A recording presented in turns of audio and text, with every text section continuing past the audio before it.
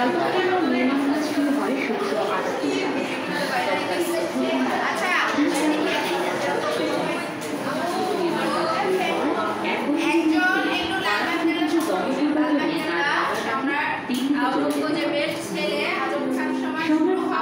চলে যাওয়ার পর দুর্গ নির্মাণের কাজ